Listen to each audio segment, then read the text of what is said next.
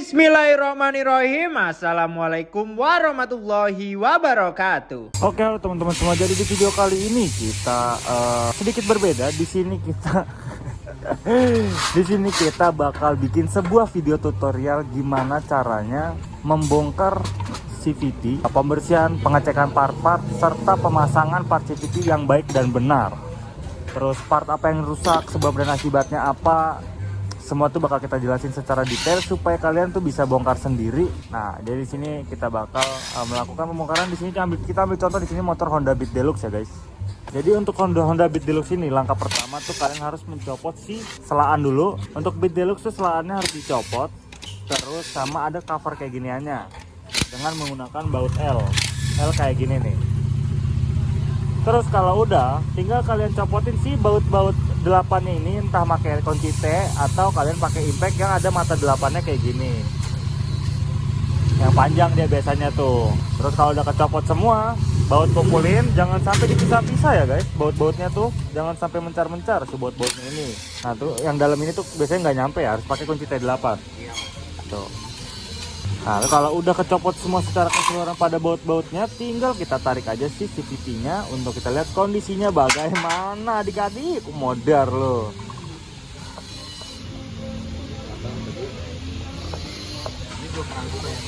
Ini tuh kemungkinan besar belum pernah dibuka serta belum pernah dibersihkan. Karena apa? Masih ada QC-nya nih, masih ada biru-biru, bahkan masih ada cat-catnya, yang artinya tuh biasanya motor belum pernah dibersihkan.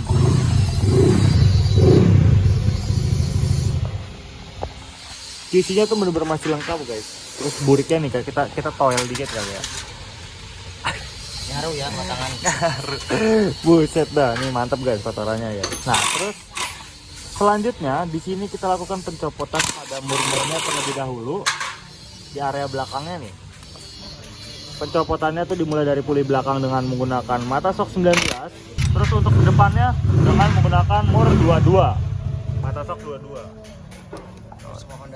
Semua Honda 2219 biasanya. Nah kalau udah tinggal kita tarik satu persatu, kita kumpulin dulu ya guys part-partnya. Oke, kalau kalian udah pencopotan tuh bisa kalian tinggal tarik-tarik aja. Nah kalau kalian nggak punya impact gimana bang? Kalau nggak punya impact gimana bang? Kalian bisa menggunakan tracker kayak gini. Nah kayak gitu, bisa menggunakan tracker kayak gitu. Cuman ya agak cara manual lah itulah. Kita kan pakai cara cepet aja nih. Nah, selanjutnya di sini kita lakukan pencopotan pada si kampas gandanya dengan menggunakan mur kampas gandanya ini, mur pulley slidingnya, dengan menggunakan impact dan kunci ini. Kalau kalian nggak punya kunci ini, mata sok kayak gini atau impact, ada kuncinya juga kayak gini. Nah itu caranya manual juga, digetok kayak gitu. Nah oke, setelah tercopot semua, mari kita review satu persatu guys. Nah setelah CVT-nya sudah tercopot secara keseluruhan, kita cek satu persatu terlebih dahulu part-partnya nih. Dimulai dari mangkok gandanya dulu ya. Ini mangkok gandanya ini tuh nggak kemakan. Biasanya tuh kalian harus melakukan pengecekan pada si ininya dulu nih, pengecekan pada si mangkok gandanya ini apakah kemakan apa enggak. Nah untuk kondisinya ini nggak kemakan ya, aman. Biasanya tuh kalau kemakan tuh kelihatan guys. Kalau kemakan tuh biasanya nggak rata. Jadi dari sini rata. Nanti di sini tuh ada jendolan biasanya di bagian ujungnya ini. Nah itu biasanya udah mulai kemakan. Parah apa enggaknya kalian lihat tingkat ketebalan kemakannya tuh kayak gimana ya. Kalau mangkok gandanya ini nanti udah kemakan parah itu, jadi kemungkinan besar motor kalian tuh nggak ngegigit. Nah untuk debu-debunya ini wajar pemakaian aja, kotoran-kotoran wajar. Jadi nanti tinggal lakukan pembersihan dengan menggunakan bensin aja atau karbu cleaner, terserah kalian, seenaknya kalian aja. Nah selanjutnya kita ke kipas puli. Nah kipas puli itu cara tahu rusaknya gimana sih bang? Biasanya itu udah kemakan di area si ininya nih, kipas puli maupun rumah roller. Tapi ini masih mulus, masih bagus, nggak ada yang kemakan. Ini hanya ada sedikit keburikan aja dan hanya perlu dibersihkan aja ya guys ya, gampang. Nah ini yang gue maksud pakai tracker manual. Ini tuh ada lubang buat si tracker manualnya itu, tracker CVT. Oke. Selanjutnya kita cek di area rumah rollernya. Nah rumah roller tuh banyak yang harus kalian perhatikan guys. Kita tuangin dulu rollernya. Yang pertama kalian harus cek tuh biasanya kemakan apa enggak. Sama kayak kipas puli ini kemakan apa enggak. Kalian tuh biasanya berasa di tangan udah nggak rata. seandainya nggak terlalu parah bisa dibubut, bisa. Kalau kalian mau langsung ganti baru bisa. Harganya tuh biasanya 100 ribuan, cuman ini tuh sekarang masih bagus. Biasanya yang udah parah tuh nggak bisa dibubut dan harus dilakukan pergantian. Terus selanjutnya yang harus kalian cek itu adalah si dudukan slidernya ini guys. Ini tuh biasanya udah kemakan. Nih, area sininya nih, pinggir-pinggiran sininya. Nah, ini kalau udah kemakan juga, jadi kalau kalian ganti slider pun juga ya tetap bakal bunyi, tetap bakal berisik di suara ngericik di area CVT-nya. Jadi nggak bakal ngaruh gitu. Jadi harus lakukan pergantian pada si rumah rollernya. Terus selanjutnya kalian cek roller. Roller ini udah bopak apa belum? Biasanya kalau bopak tuh kelihatan ada garis. Cuman untuk saat ini sih rollernya sih yang nggak terlalu, agak ada beberapa yang memang bopak ya guys nih. Kalian lihat ya tuh, agak rata.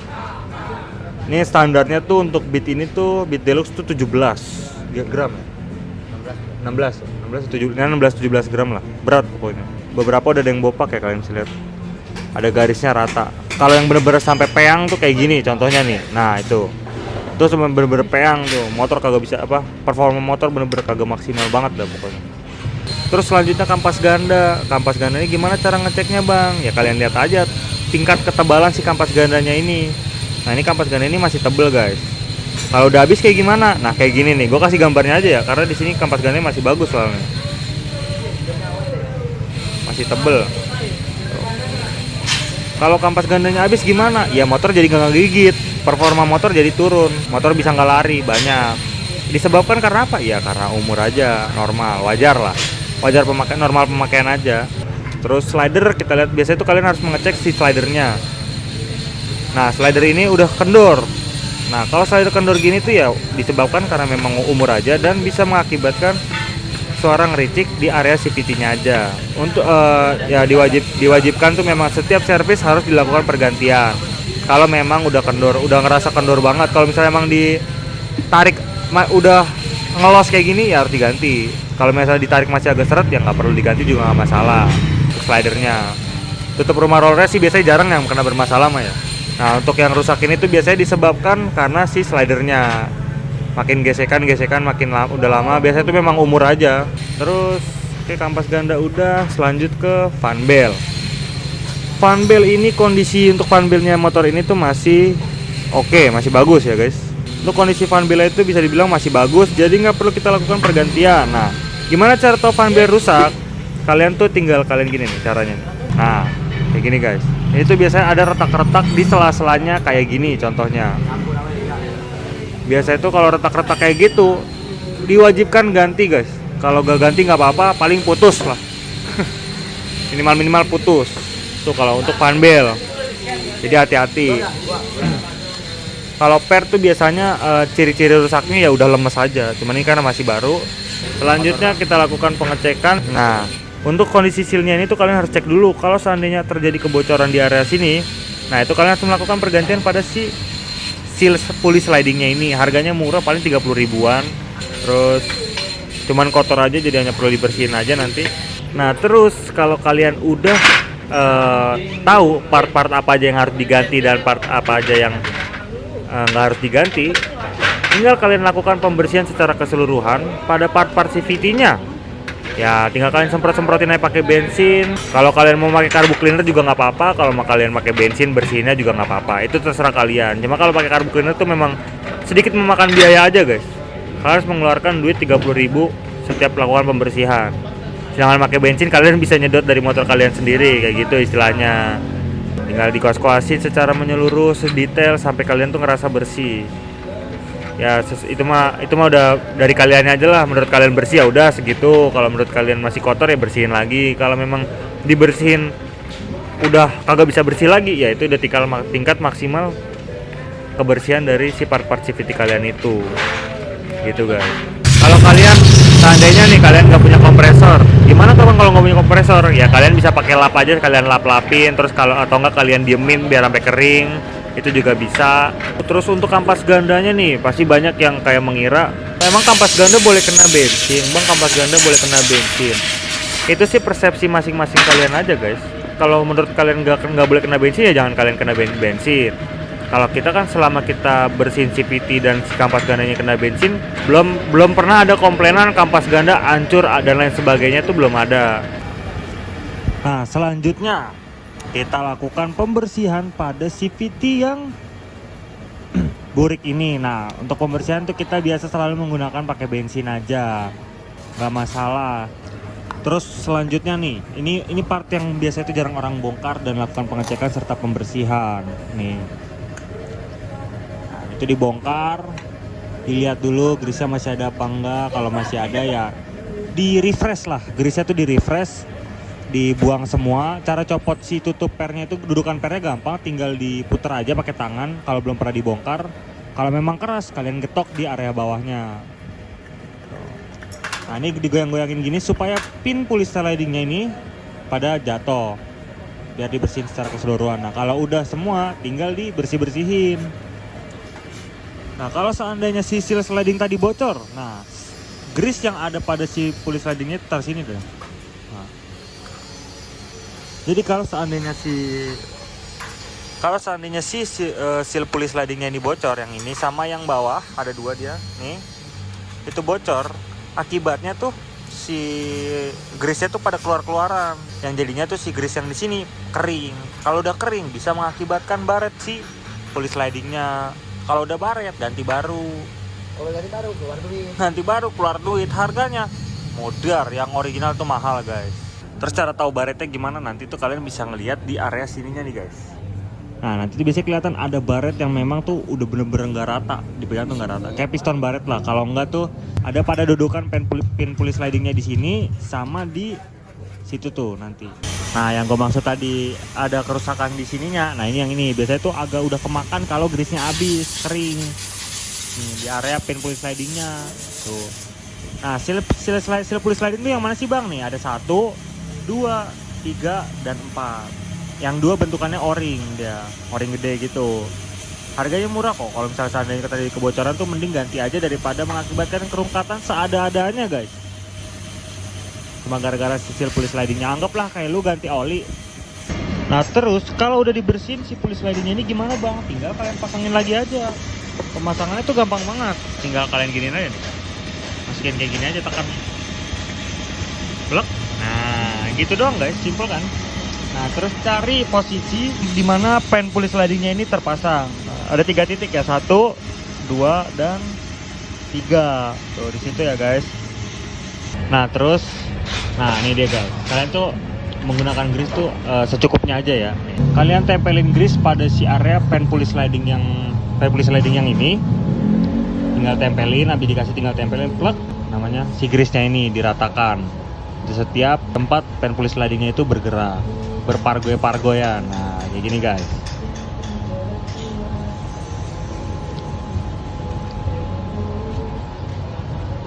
Udah dipasangnya plek, masuk, diratain. Udah gitu doang di setiap sisinya.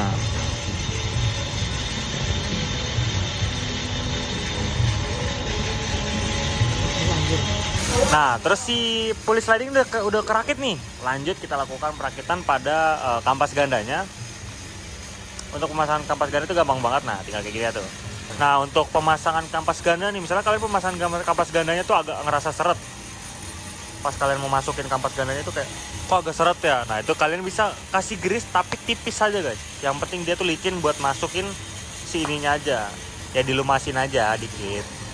Jadi kalau udah kepasang semua, tinggal kalian masukin si per CVT-nya ini pakai yang ujungnya runcing biar mudah, kayak yang kayak ini nih. Kayak gitu guys. Tinggal masukin aja tuh kayak gitu, simple banget kan, gampang.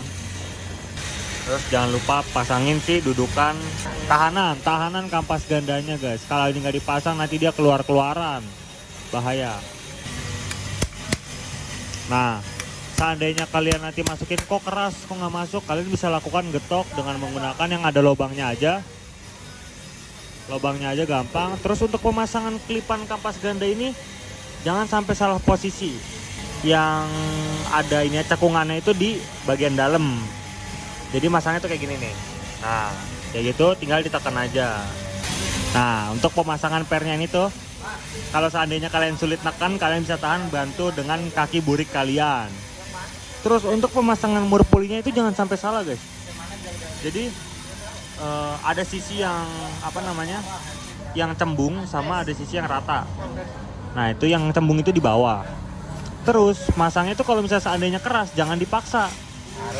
Harus sampai dia bener-bener masuk muter. Kalau kalian paksa tuh biar nanti gak rata, dratnya hancur, ganti mas. Pakai tangan kencengin dulu, hup, sampai masuk dulu dia. Kurang lebih tuh dia ada jedanya dulu nih. Nah gitu. Kalau udah baru kalian kencengin.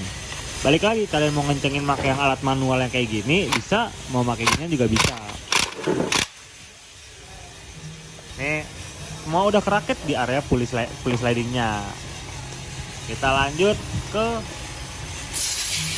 part-part lainnya. Nah untuk fan bell ini karena masih bagus, jadi hanya perlu kita bersihin aja. Kita semprot-semprotin dengan menggunakan kompresor biar mulus, biar debu-debu kotoran tuh pada rontok.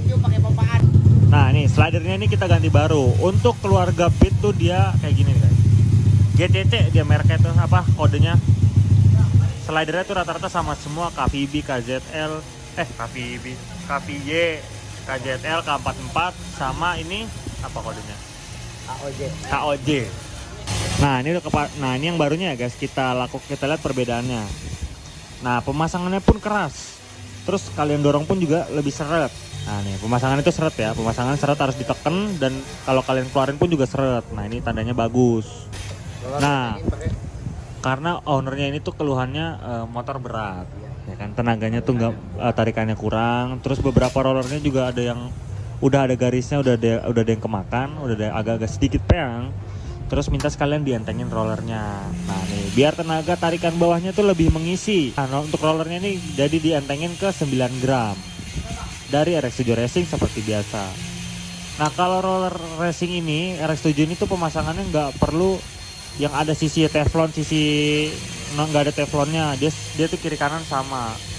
Nih beda halnya sama yang original. Nah kalau yang originalnya tuh ada kayak gini nih, ada tutupannya sama yang enggak. Nah untuk yang ada tutupannya masangnya tuh gini, yang ada ininya di kanan gini guys, tuh gitu. Ayo putarannya sini. Karena putarannya kan dia ke depan. Nah gini, jadi yang ada sisinya ini ada teflonnya di posisi kanan, sedangkan yang nggak ada teflonnya posisi kiri gitu guys. Terus nah ini di arah sininya tuh dikasih gemuk dikit aja dari arah sini sama di arah dalam sini buat ke asnya. Udah kepasang tinggal masukin kali plek udah. Terus melakukan pemasangan fan bell. Nah biasa tuh pemasangan fan bell ini tuh biasanya ada yang dimulai dari puli belakang dulu dipasang, ada yang dimulai dari puli depan dulu. Nah kalau kita tuh biasanya kayak gini caranya, dari depan dulu. Depan kita selesain dulu, baru lakukan pemasangan pada puli belakangnya. Kayak gitu. Kencangin tinggal pakai impact dengan menggunakan mata shock 22.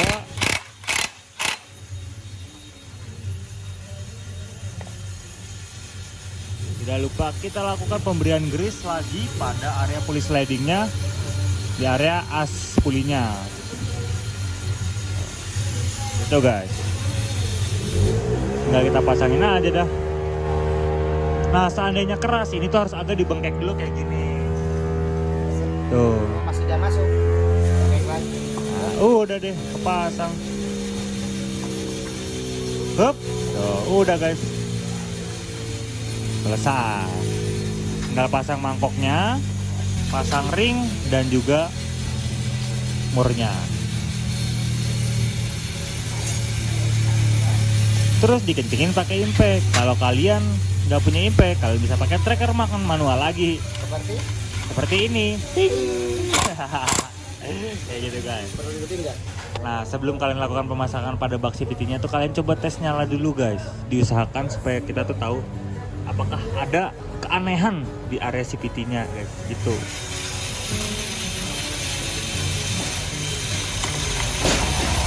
Wah halus guys. Nah, ini kalian tahu aja, cukup tahu gitu aja. Nah, terus untuk bearing bak CVT-nya ini tidak lupa dikasih grease juga ya, guys. Dikit-dikit aja supaya dia ada ngelumasin lah. Jadi nggak asal kegesek aja gitu, guys. Nah, kalau udah secara keseluruhan kalian udah kencengin, tinggal kalian pasangkan si bak CVT-nya kembali beserta baut-bautnya, selaannya, terus covernya juga. Kalau Beat Deluxe ya, kayak gitu guys. Ya, kita nunggu pas udah selesai kepasang. Udah deh. Nah, semua udah kepasang nih guys. Selaan, terus tutup covernya juga udah kepasang. Kurang lebih itu dia cara pembongkaran CVT pada motor Honda Beat Deluxe. Ya, nggak cuma sekedar pembongkaran, terus pembersihan, penganalisaan part, apa yang rusak disebabkan karena apa. Jadi ya, kalau misalnya kurang lengkap minta maaf. Terus kalau ada salah-salah kata juga minta maaf. Ini menurut pendapat kita aja, menurut persepsi kita, karena setiap bengkel, setiap mekanik punya persepsi masing-masing soal dalam pembongkaran permesinan atau CVT dan lain sebagainya. Gitu guys, oke? Mau dibuatkan konten apa ke depannya? Komen di bawah ya. Jangan lupa like, komen, dan share, dan juga subrek ya. Dan jangan lupa nyalakan loncengnya supaya lu pada tahu pas gua lagi upload video Jos Ngeng Jos Par gua. Nggak lu klik loncengnya, gua gedik lu. Thanks for watching dan salam Jos Ngeng Jos Par. Wassalamualaikum warahmatullahi wabarakatuh.